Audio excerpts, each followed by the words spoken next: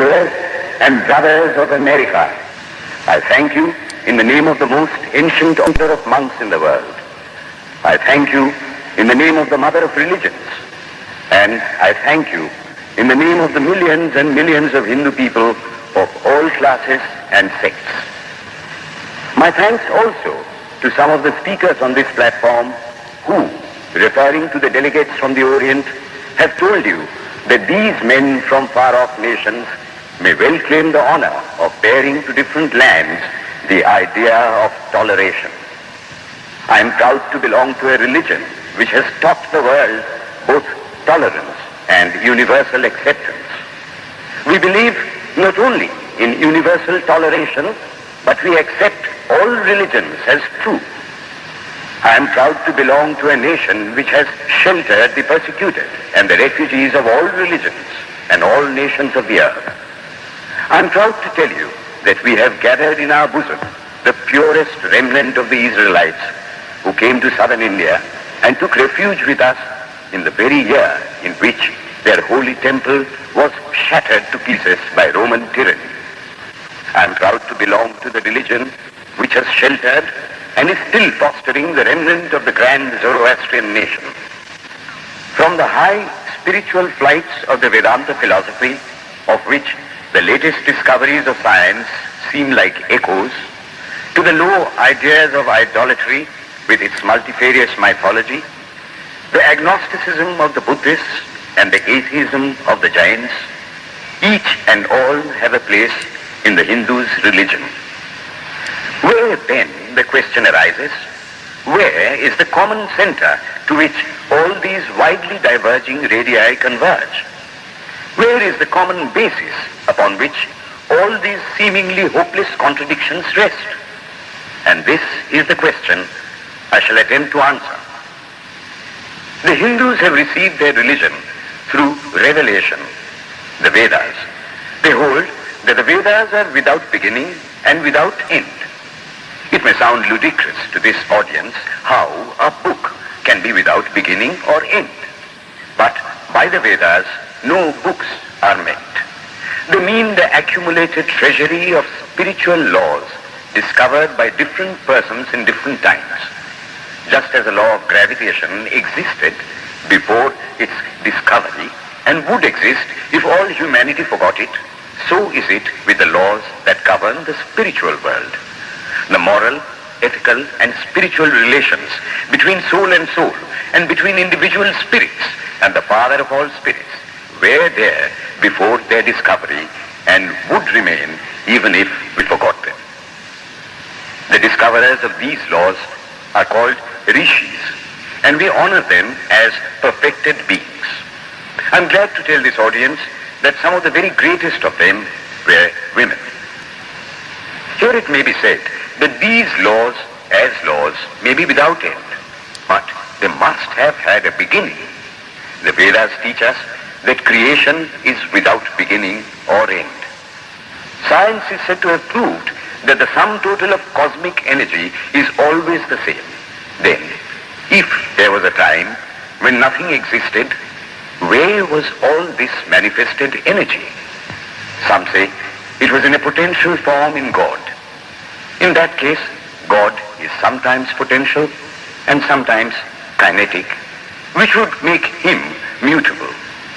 Everything mutable is a compound, and everything compound must undergo that change which is called destruction. So, God would die, which is absurd.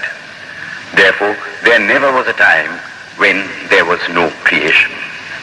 If I may be allowed to use a simile, creation and creator are two lines without beginning and without end, running parallel to each other. God is the ever-active providence by whose power systems after systems are being evolved out of chaos, made to run for a time and again destroyed. This is what the Brahmin boy repeats every day. The sun and the moon the Lord created like the suns and moons of previous cycles. And this agrees with modern science. Here I stand, and if I shut my eyes and try to conceive my existence, I, What is the idea before me? The idea of a body. Am I then nothing but a combination of material substances? The Vedas declare, no. I am a spirit living in a body. I am not the body. The body will die, but I shall not die. Here am I in this body. It will fall, but I shall go on living. I had also a past. The soul was not created, for creation means a combination, which means a certain future dissolution. If then the soul was created, it must die. Some are born happy, enjoy perfect health with beautiful body, mental vigor, and all wants supplied. Others are born miserable. Some are without hands or feet. Others again are idiots and only drag on a wretched existence. Why, if they are all created, why does a just and merciful God create one happy and another unhappy? Why is he so partial?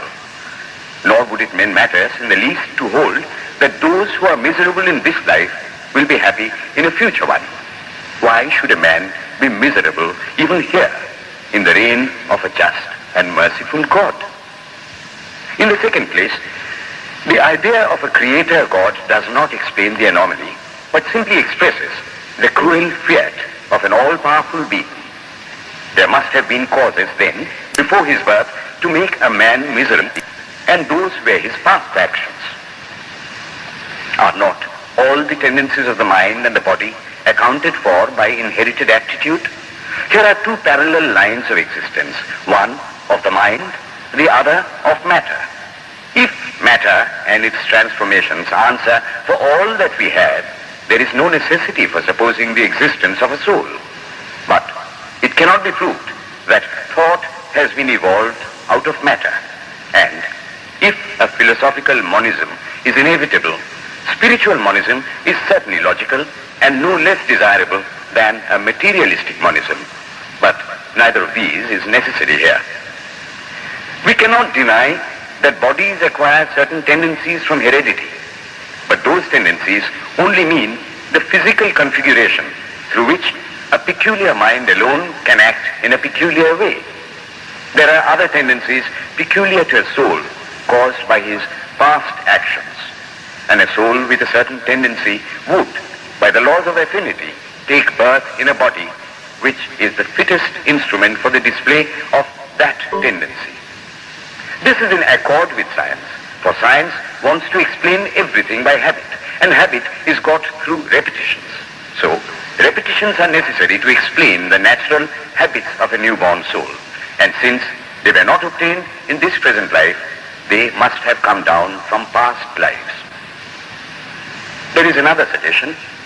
Taking all these for granted, how is it that I do not remember anything of my past life? This can be easily explained. I am now speaking in English.